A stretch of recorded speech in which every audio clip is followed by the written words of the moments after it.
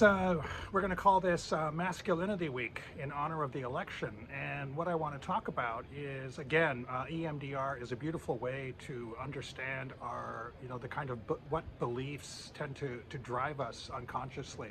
And that these beliefs can have a great effect on our behavior, on our understanding of ourselves, and on our understanding of the world. And quite often we don't know that these beliefs are there. And secondly, and perhaps more important, when we do understand them better, we can have a much better sense of how we can alter them, how we can adjust them, how we can allow them to be reassessed, and that's what EMDR is all about. And so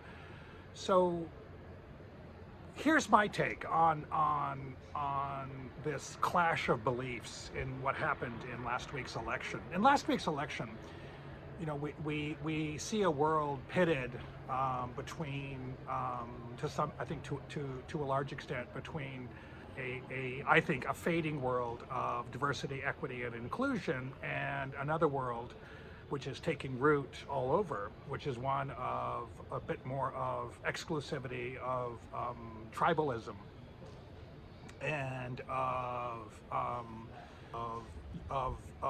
unanimity, right? And I think that unanimity, as opposed to diversity, is an appropriate way to look at this, because it allows us to get a sense of a benevolent view of people in their own nations all over the world who feel like their identity is being taken away from them by a sudden and an explosive amount of diversity.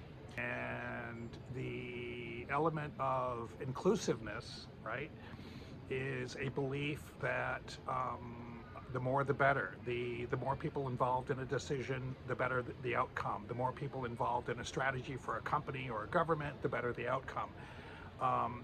Science and fact-based and science-based peer-reviewed journals, out of everywhere, Harvard, Chicago, Berkeley, show that this is true, right?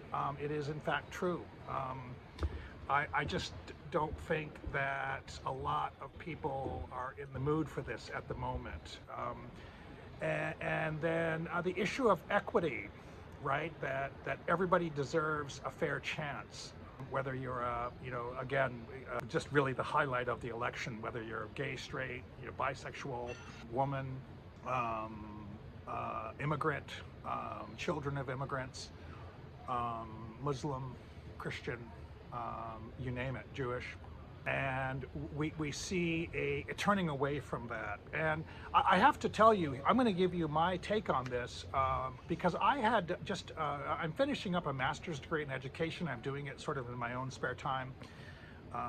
And it's at the College of New Jersey. And, it's a good program. It's the oldest teaching college in the United States, of course, based in New Jersey. And I am finishing up most of the coursework now. And I have to tell you, I found it very unsatisfying, because even as a gay man and somebody who was much older than most of the people in the room, I had a chance to get some objectivity and step back from it. And the last 25 years has been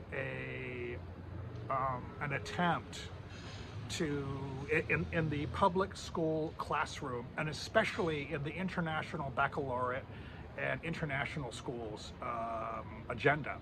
And these would include all the American schools, British schools, Australian, Canadian, French, German, Swiss, all of these international schools all over the world, which have hundreds of thousands of kids from K through 12, and preparing them for university. This is the foundation of almost all of these programs, where there is now a profound backlash, is the Universal Design for Learning, UDL. And the Universal Design for Learning is essentially everybody counts, everybody's in the room, everybody gets a chance to learn. right? And we have, 3 tiers. The first tier are the exceptional students, second tier are the more average students, and then third tier are perhaps students who can still learn. They learn slower. They may have some sort of developmental issues that need to be addressed on a more specific level with TAs or teachers, assistants, or something like that. And so this is what happens a lot in these international programs, where not only are the groups, divided up and people learn at their own speed, but in many cases the best students are encouraged to help out the least capable students, so that everybody gets a chance. In the old days, more than 25 years ago, and I certainly was part of that, and I had siblings who were part of that, people who had dyslexia, people who had, and by the way, so much dyslexia was undiagnosed, or had ADHD or other learning disabilities. They were sent to the trailer, right? They had to go to the trailer, right? And this was somewhere off behind the football field, where they would go after school to learn about, remedial. They called it remedial reading, remedial math. They were dropped out of the average, group, or the AP group, and they had to go into the remedial group.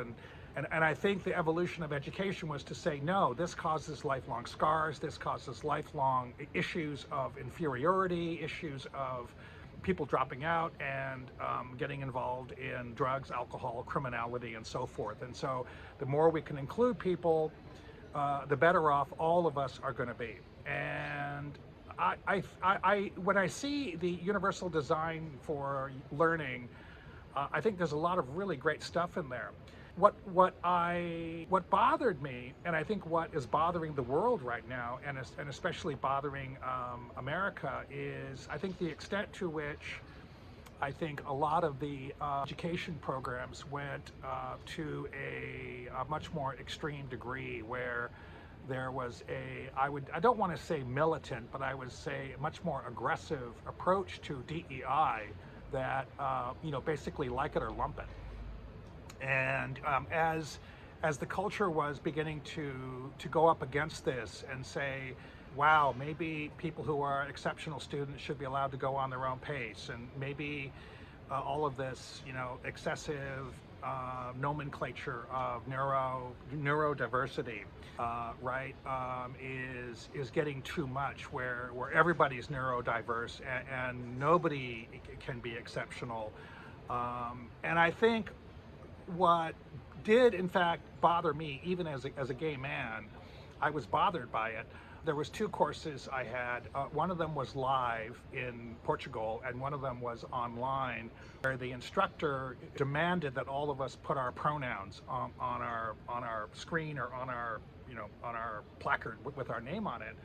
And so I was like, well, okay, fine, so whatever, he, him, fine, that's great.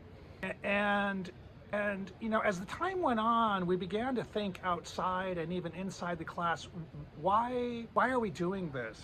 And I think that this whole thing with pronouns was a lightning rod in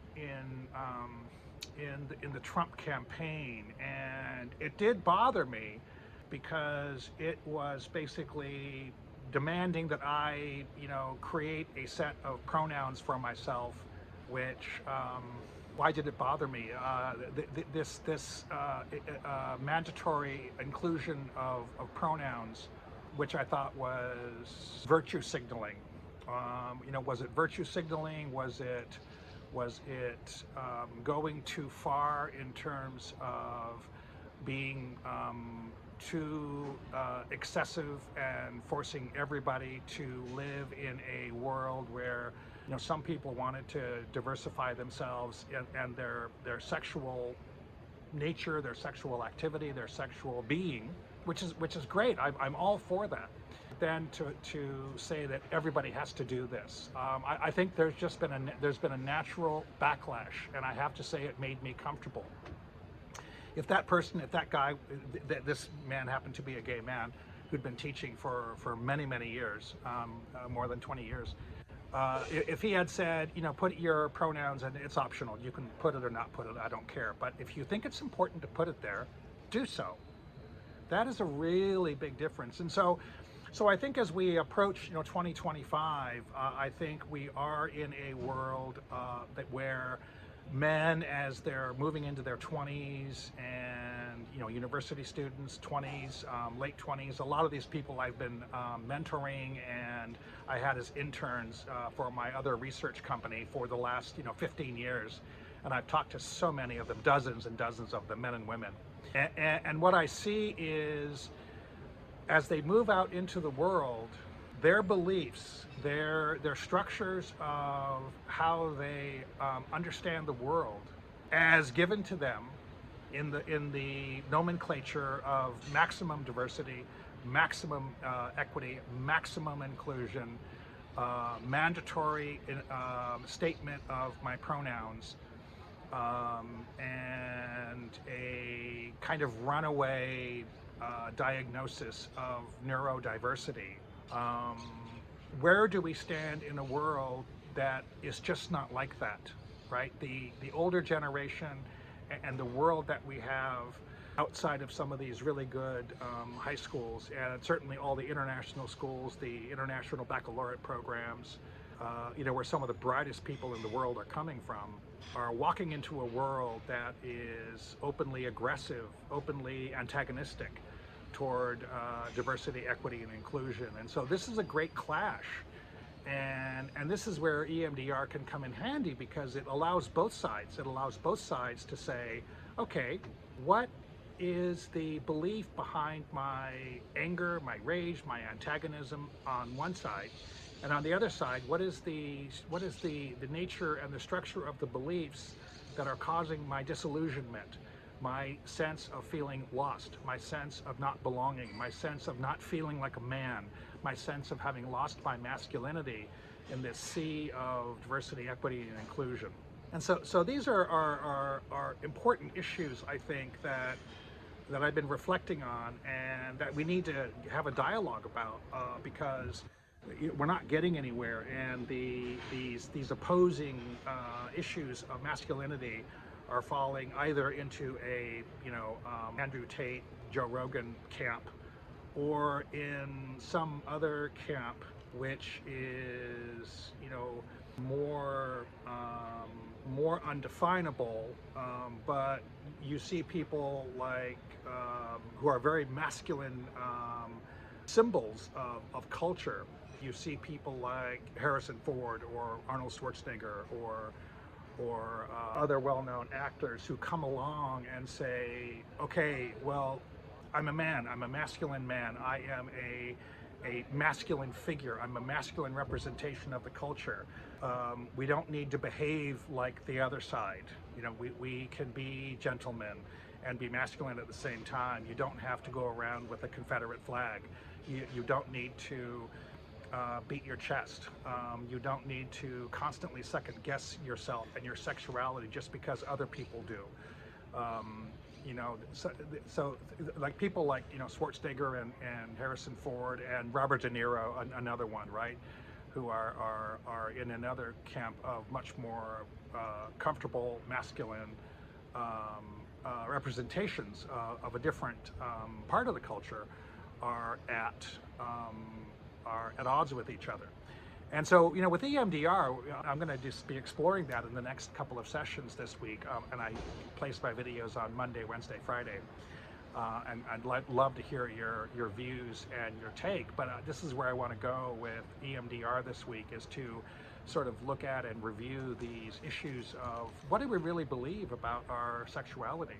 And I want to go into the issues of DEI and the issues of sexuality, and because this is what I deal with in addiction treatment. I want to include that in all of this, because so many men come in to get cleaned up from drugs and alcohol, and they don't have an appropriate sense of who they are as men. And so I'm going to be exploring that in the next couple of sessions. So stick with me and leave a comment, and also, of course, I'd love to give you my audiobook on EMDR, either the PowerPoint or the audiobook. Okay, so have a great day.